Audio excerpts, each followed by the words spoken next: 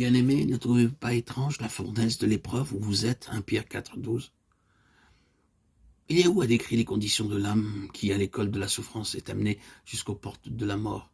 Job 33, 23 à 32. Parfois, les portes s'ouvrent et celui qui a été ainsi exercé est appelé à servir au service plus haut, sans avoir vu la mort. Car pour lui, la mort a été engloutie dans la victoire, le corps mortel dans la vie. D'autres n'ont fait que regarder à l'intérieur des portes et à la lumière de celui qui a vaincu la mort. Ils sont envoyés à nouveau pour quelques services ici-bas. Et s'il se trouve un ange intercesseur, dit Éliaou, c'est-à-dire un interprète, quelqu'un qui peut lui expliquer les leçons du creuset où il a été placé. Le même mot a été aussi traduit par ambassadeur et berger.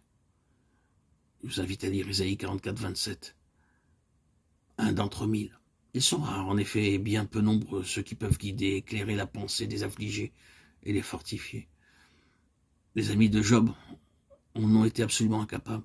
Au contraire, Éliaou a discerné l'épreuve où il est, que Job abandonne sa certitude de n'avoir point offensé Dieu, dit-il. Son attitude, son accusation de Dieu sont coupables.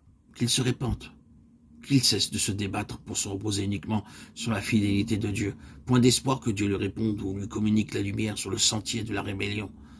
Alors Dieu aura compassion de lui et dira, délivre-le, j'ai trouvé une rançon. L'Ancien Testament contient en germe le Nouveau. L'apôtre Paul nous dit que le Christ a été immolé avant la fondation du monde. Nul doute que par la foi, Éliaou n'ait pressenti et salué la rançon. L'Esprit de Christ, dans les prophètes, rendait témoignage à l'avance de ses souffrances, écrit l'apôtre Pierre. L'Esprit de Christ, en Éliaou, annonce à Job la délivrance grâce à la rançon. Nous avons donc en germe, dans le plus ancien des livres, le message du calvaire.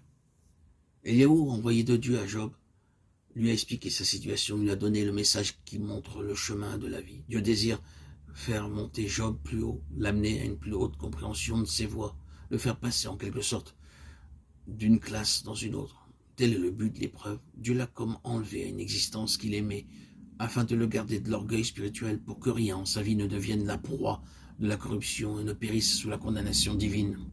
Dieu l'a fait descendre de sa haute situation, lui a fait comprendre sa complète dépendance.